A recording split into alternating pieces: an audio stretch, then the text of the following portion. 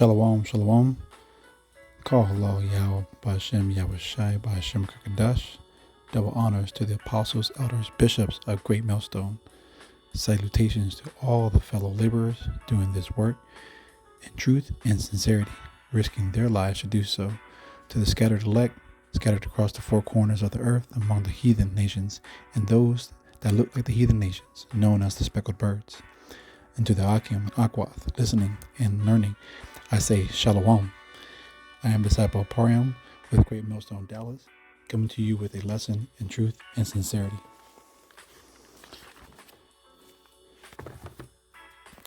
Now, I just want to kind of go over this app that I have right here. It's the KJV with the Apocrypha, and this app is real nice. As you can see, it has information tabs right next to the chapters, and it kind of goes over a synopsis of everything, which is real nice and very edifying. So it's just something that one of the brothers I put out there. I think it's C Apps is the company that makes it. So if you look in your Play Store or whatever, you can go ahead and download that. And again, I'm not any kind of spokesperson for this app or anything like that. So I have no affiliation with them.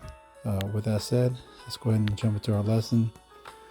I'm going to start off with the book of Ecclesiastes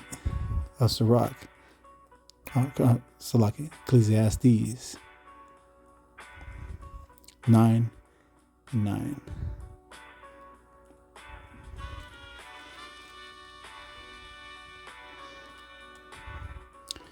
All right, and it says, live joyfully with the wife whom thou lovest all the days of the life of thy vanity, which he hath given thee under the sun, all the days of thy vanity.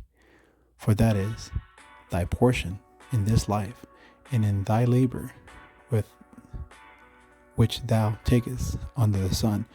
When you kind of read this at face value, of course, reading from a Western mindset, essentially, it looks like it's carnally is your wife, but really, it's speaking of wisdom here.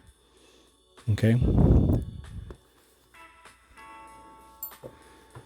And we know that our first love is wisdom, and it's likened unto a woman, because a woman is nurturing. Okay. So I want to go to the book of Sirach 15, verse 1. It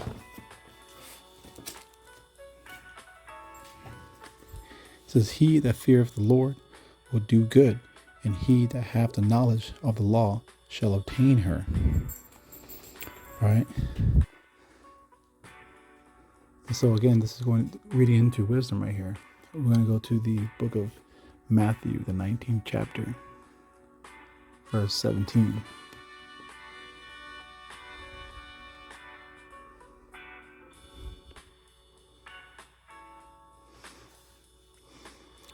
And he said unto him, why callest thou me good? There is none good but one, that is Yahweh. But if thou wilt enter into life, keep the commandments. And this is what Yahweh was speaking unto the rich ruler. Now, of course, we know that he didn't want to give up all his belongings, But again, kind of going into that Sirach 15:1, where at the end it says, and he that hath the knowledge of the law shall obtain her. Okay, we go to Sirach 15 and verse 2. And as a mother shall meet him and receive him as a wife married of a virgin. So all this is being done in order. Okay, and it's like a chaste virgin. That's spoken of in 2 Corinthians, I think 11 and 2. It's better. Let's go ahead and pull it real quick.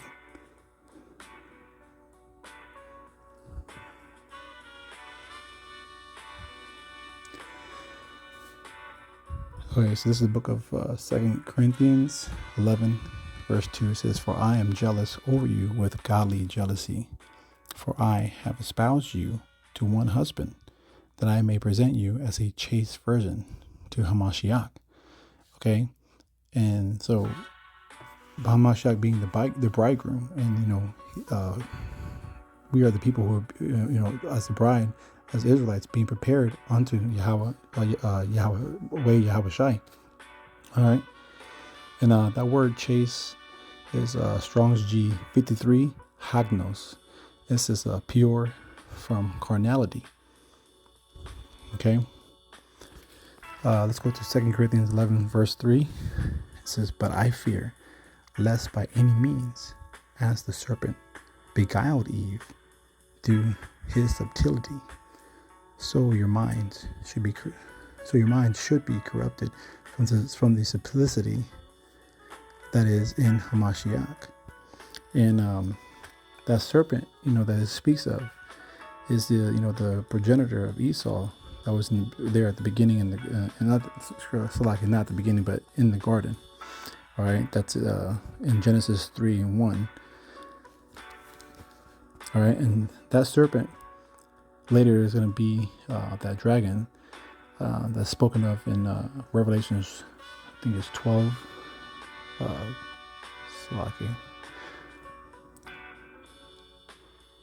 Revelations 12 and verse 9.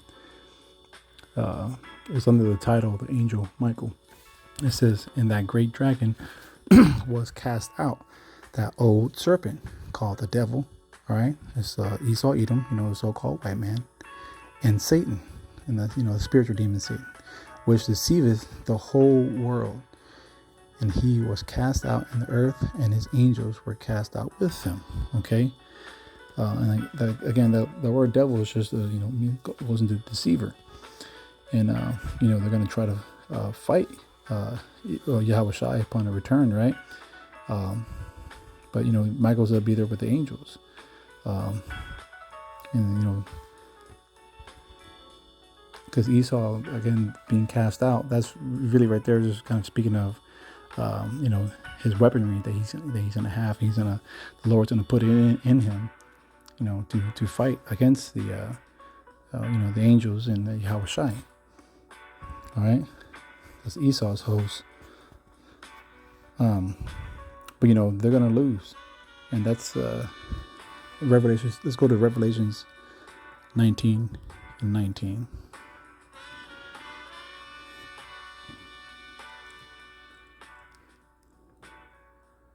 And this title is Doom of the Beast and False Prophet. Actually, let's jump up 1 to 19. It says, "And I saw the beast and the kings of the earth and their armies gathered together to make war against him that sat on the horse and against his army." All right.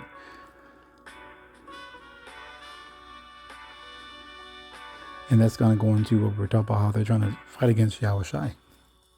But Revelation 19:20, "And the beast was taken, and with him the false prophet," it's Roman Catholic Church and all these little tentacles and all these, thousands of other religions that is spawned, but that wrought miracles before him, with which he deceived them, and had received the mark of the beast, and them that worshipped his image.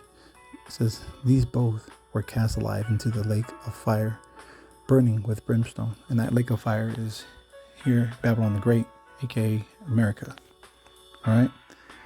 So verse 21, "And the remnant were slain with the sword of him that sat upon the horse, which sword proceeded out of his mouth, and all the fowls were filled with the flesh." All right. So that's what we talking about, all the bodies that will be here. But again, they're not gonna get the victory. All right. So let's go back to Sirach 15.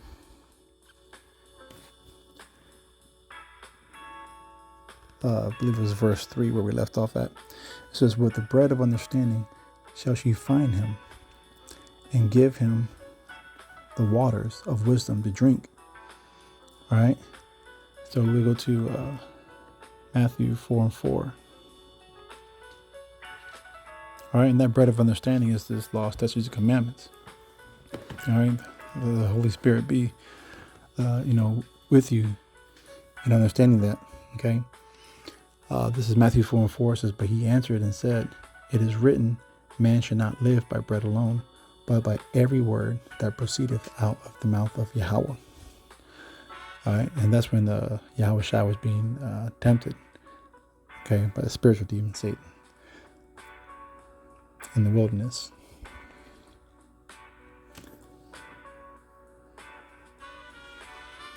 All right, verse 4, Sirach 15, verse 4.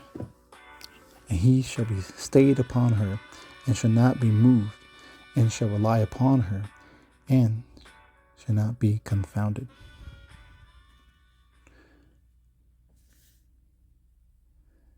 All right, so that's talk about staying upon the Holy Spirit. All right, that's because that's going to help you and guide you through life. All right, that right there is true love. All right. So verse 5, it says, "She shall exalt him above his neighbors, and in the midst of the congregation shall she open his mouth." Okay, and what is that talking about? Let's talk about going amongst the highways and byways. Feed my sheep. If you love me, feed my sheep. All right. So those who have an ear, let them hear. Going out and speaking. All right. So go to Proverbs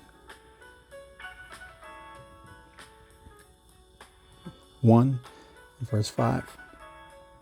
A wise man will hear and will increase learning, and a man of understanding shall attain unto wise counsels.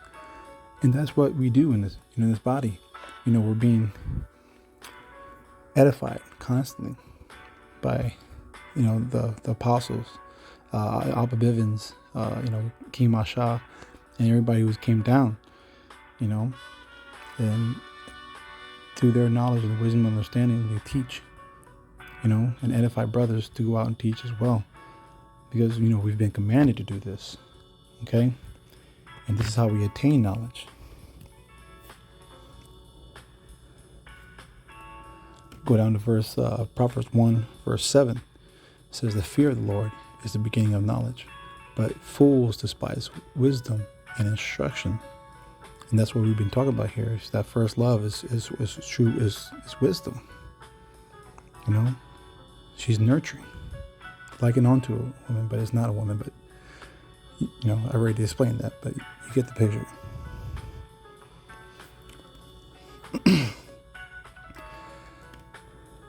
Proverbs 1:20, and this is titled "Wisdom Warns." And yes, it does. It warns us on how to live properly and in order. Okay, so that we may have life more fulfilling. So wisdom crieth without; she uttereth her voice in the streets. Again, then that's what it is. That's what it is. That's what the brothers do. Day in, day out, week by week. Until the downfall of this wicked kingdom.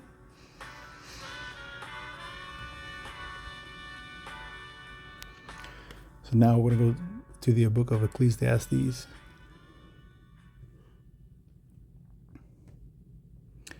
Seven, verse 8. It says, "Better is the end of a thing than the beginning thereof, and the patience in spirit is better than the proud in spirit."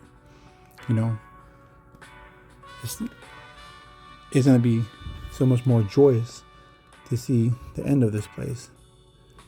And, and then until that happens, then the kingdom will be ushered in.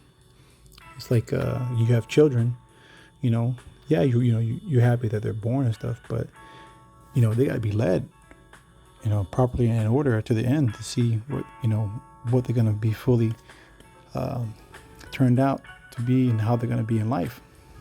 Okay? Because your job's not done.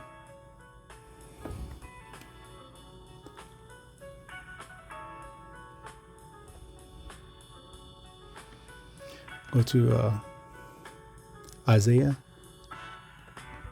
33:6.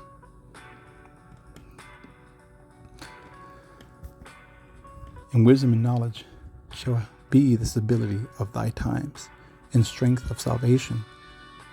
The fear of the Lord, Yahweh Bashem Yahushai, is his treasure. Okay? And with that, I hope Akim, Akwath, been edified. I want to say, ball, Kwam Yashala, Shalom.